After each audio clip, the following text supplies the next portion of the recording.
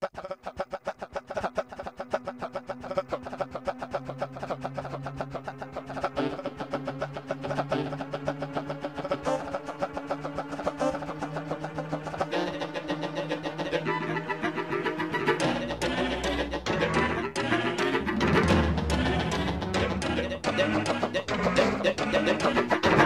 when someone like you just turns himself into the police, covered with blood, and tells them your story, you can't really blame them for not believing you. See, I don't blame them for thinking what they did. I could have been the one to hire a hitman. I understand that. Capturing on tape the shooting and death of a very well-known person's son would have been considered very exciting television, and I had that live footage. If I didn't turn myself in, I probably could have gotten any job that I wanted. But that's not how it happened. And that's not what I wanted.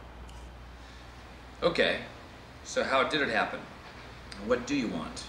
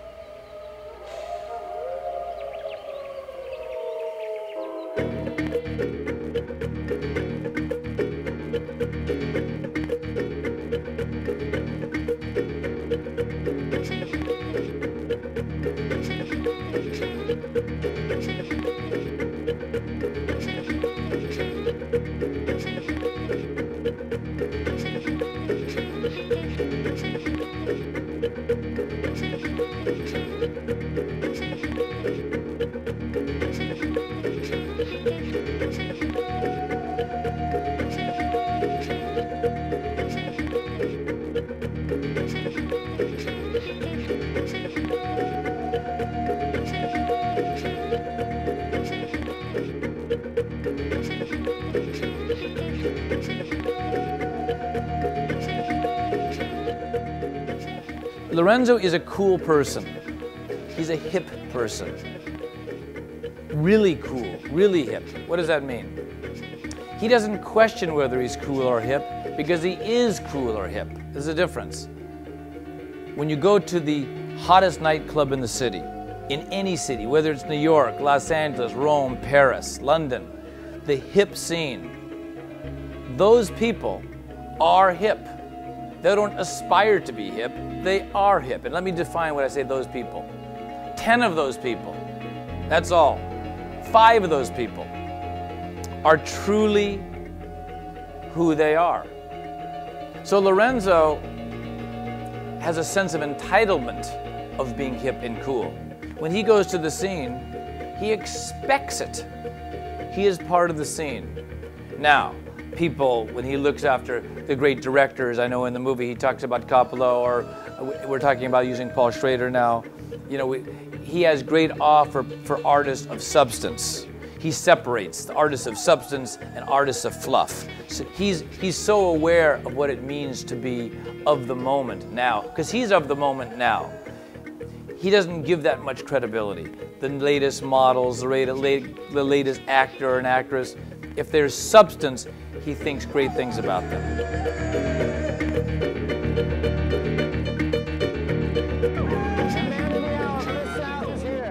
Chris, tell me what it's like to kiss Jennifer Lopez. Jennifer Lopez. You know how cotton candy just melts in your mouth?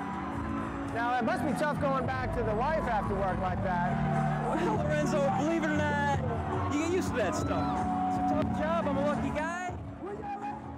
If you look at that entire journey as a metaphor, I am now having to go into new places, especially with this independent film. It's going to be a great challenge to my life, to my status quo. It's one of the reasons why I think I've hesitated making movies in the last couple of years. My marriage, my family, my life.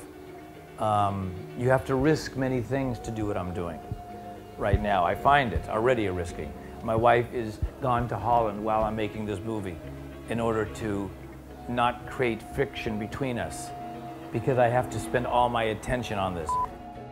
Okay, Lorenzo, tell me, what's the story? What'd you get? Carol, we weren't just talking about last night's shoot.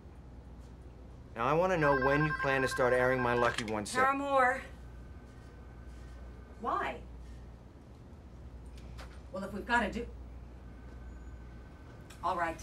All right. I'm sorry, Lorenzo. I got to go put out a fire. There's a fire right here. Now I keep doing these stories and you keep putting them off indefinitely. Look, Lorenzo, you're really great at what you do. Stick with the celebrity stuff and don't break my balls, okay? I'm not breaking your fucking balls if you keep stringing me out like this. Yeah? What? What the fuck are you going to do? I'm quitting. I said I'm quitting right now. You won't quit. You can't. It's in your blood. It's who you are. Even if I have to get down on my hands and knees and crawl out the fucking door, I'm quitting.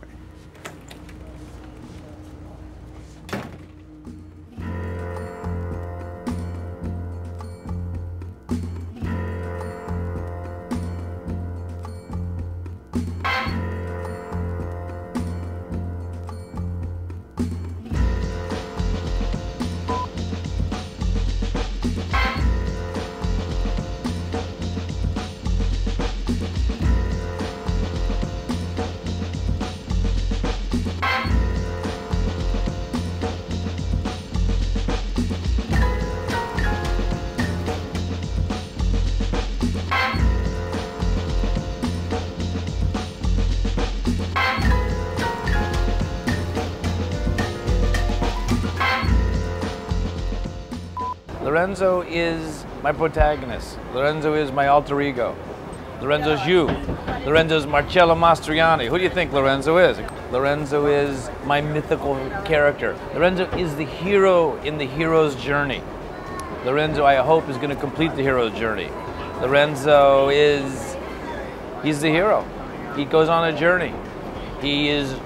Lorenzo is a man who is living a life on the razor's edge between the sacred and the profane, right? Between the flesh and the spirit. And he's able to maintain that balance.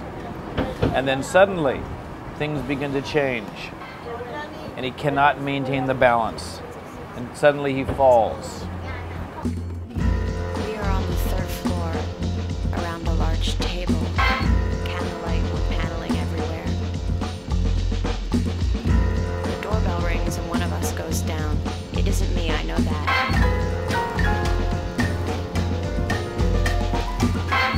And as our conversation resumes, we hear a gunshot.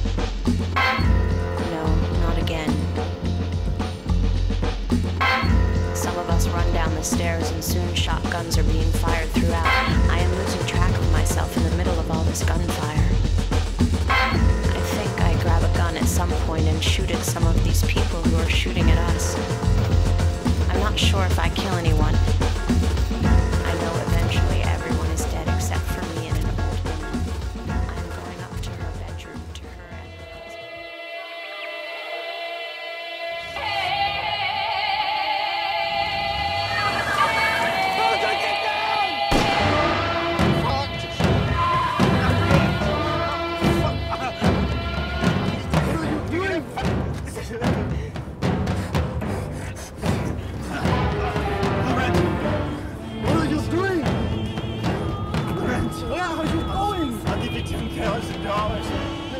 I'll give you $50,000. Do you hear me? Do you hear me? Fuck! This hurts. Fuck. Some people are born with the need to redeem themselves, to repurchase some sense of self that's chronically just out of reach. From the outside, it looks like they're an overachiever, or sometimes just an angst-filled loner.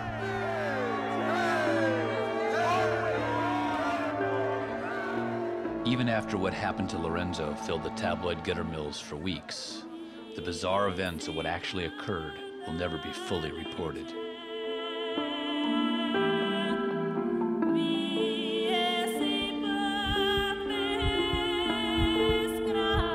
First of all, I live in New York. That's the main reason. My experience is in New York.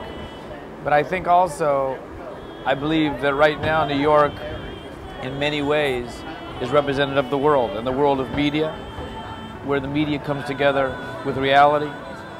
New York is a mythical place. Whether it even exists today, I don't even know. But it's mythical in my mind. As a child, I grew up in California, and I always wanted to come to New York. Mark it. Okay, action!